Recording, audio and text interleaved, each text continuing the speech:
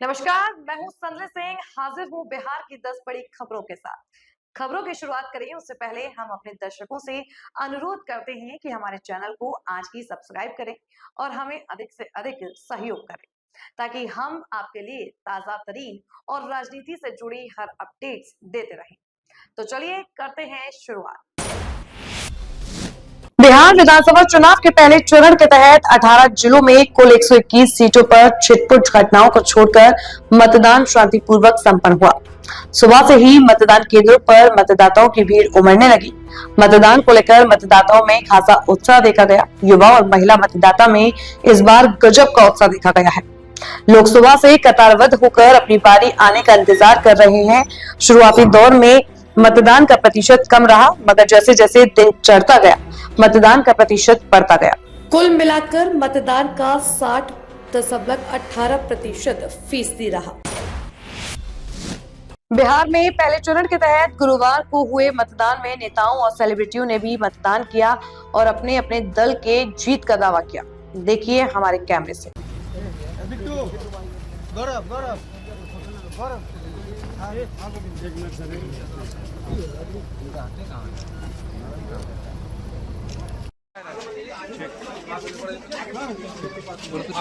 चलो साइड पीछे देख लो, गिर जाएगा। पीछे देख लो, ये दूर बढ़ जाइए। देखिएगा पीछे मत गिर जाएगा।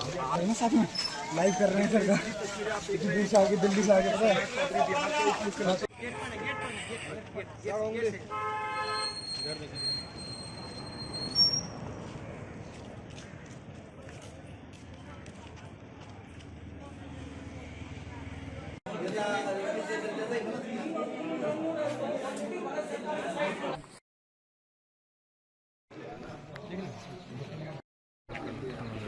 आगे बढ़ जाओ यार।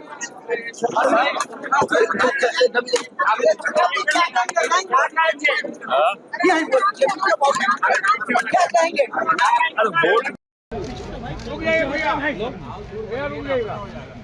दानापुर प्रत्याशी रामकृपाल यादव हैं, वो भी मतदान करने के लिए पहुंचे हैं। लगातार जो है वो कह रहे थे कि पहले जलपान फिर मतदान। कांग्रेस नेता कन्हैया कुमार ने बेगूसराय जिले के तेगड़ा विधानसभा में अपने बूथ पर मतदान किया। मतदान के बाद मीडिया से बातचीत के क्रम में उन्होंने कहा कि बिहार में बदलाव तय है। राज्य की जनता इस बार बदलाव के लिए मतदान कर रही है। वहीं लोकसभा में नेता प्रतिपक्ष राहुल गांधी ने लगाए जा रहे वोट चोरी के आरोपों को उन्होंने सही करार दिया है। आज लोकतंत्र का महापर्व है। ये महीना, पिछला महीना बिहार ने बहुत सारे पर्व और त्योहार को मनाया है। ये लोकतंत्र का महापर्व है। बिहार में मतदान का पहला चरण है और पहले चरण में जो हम लोगों से बातचीत कर रहे हैं, बदलाव का एक उत्साह है। मुझे उम्मीद है कि इस चरण में जहाँ जहाँ मतदान हो रहा है, बिहार के वोटर अपने अधिकार के लिए, पलायन को रोकने के लिए, घर घर नौकरी के लिए और बिहार में बदलाव के लिए वोट करेंगे। कन्हैया जी, राहुल गांधी आरोप लगा रहे हैं वोट चोरी का। आरोप नहीं लगा रहे हैं, सबूत के साथ, तथ्य के साथ दावे से कह रहे हैं कि चुनाव आयोग अपने काम को ठीक से नहीं कर रही है। पार्टी विशेष के पक्ष में तमाम निष्पक्षता के दावों के बावजूद उसकी कार्यप्रणाली पे, उसके काम करने के तौर तरीकों पर प्रश्न चिन्ह है। ये चुनाव आयोग की जिम्मेवारी है कि संवैधानिक संस्था का दायित्व निभाए, किसी पार्टी विशेष के प्रकोष्ठ के रूप में कार्य न करे। मतदान के बाद प्रधानमंत्री गिरिराज सिंह एक बार फिर भोटे को सवाल कर दी थी, भोटे को जांच होनी चाहिए जो भी लोग कर। अरे बिना बात का बात करते रहते हैं। आप स्टोरी देखें ना, गृह मंत्री बिहार में आकर के कहते हैं कि घुसपैठिया, प्रधानमंत्री आकर के कहते हैं पाकिस्तानी, जबकि चुनाव आयोग ने कहा है कि एक भी बाहर का वोटर नहीं पाया गया एसआईआर में। या तो चुनाव आयोग कह दे कि उसकी प्रक्रिया में गड़बड़ी है, या भाजपा के लोग कह दें कि वो राजनीतिक जुमलेबाजी करते हैं। और बिहार के लोगों के जो असली सवाल हैं, 20 साल से वो शासन में हैं, उन सवालों का कोई जवाब उनके पास नहीं। तमाम मंत्रियों, विधायकों और सरकारों को यह कहना चाहिए ना कि देश में गरीबी क्यों बढ़ी है, बेकारी क्यों बढ़ी है, महिलाओं के खिलाफ अपराध क्यों बढ़ा है, नौजवान आत्महत्या क्यों कर रहे हैं, किसान आत्महत्या क्यों कर रहे हैं, बिहार की स्वास्थ्य व्यवस्था और शिक्षा व्यवस्था भारत में सबसे खराब क्यों है।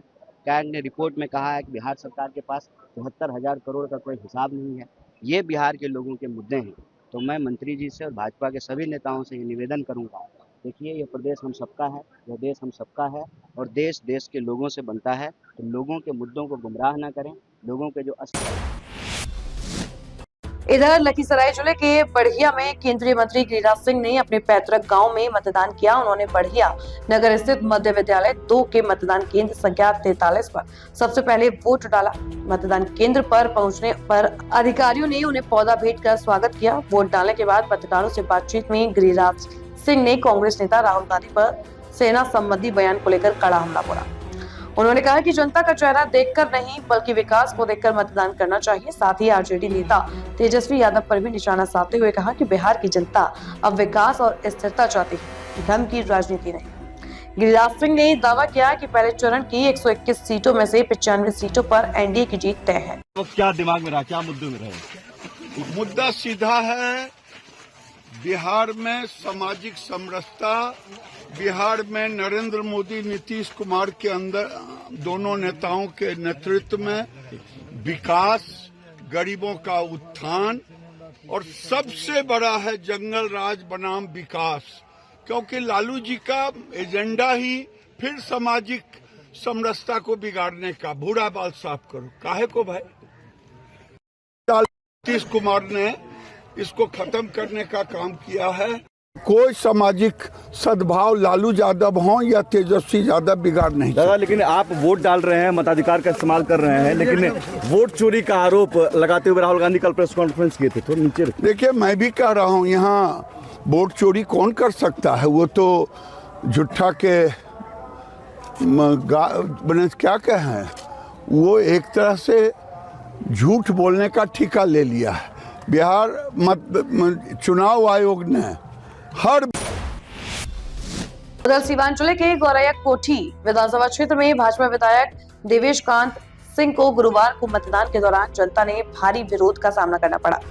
बताया जाता है कि जगतपुर स्थित बूथ नंबर 349 पर जैसे ही विधायक पहुंचे, वहां मौजूद मतदाताओं ने वोट चोर के नारे लगाने शुरू कर दिए और उन्हें बूथ से बाहर जाने को मजबूर कर दिया। मौके पर स्थिति तनावपूर्ण हो गई जब विधायक के कुछ समर्थकों ने भीड़ के साथ बदसलूकी की। ऐसे माहौल गर्म हो गया और हंगामे की स्थिति बन गई। स्थानीय लोगों का कहना है कि विधायक की कार्यशैली और जनता से दूरी के कारण पहले से ही असंतोष था, जो आज विरोध के रूप में फूट पड़ा है। पुलिस मौके पर पहुंचकर हालात को नियंत्रित किया।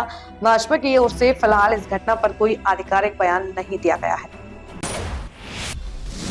बिहार विधानसभा चुनाव 2025 के पहले चरण के तहत संपन्न हुए मतदान में मुजफ्फरपुर के वोटरों का उत्साह देखने को मिला।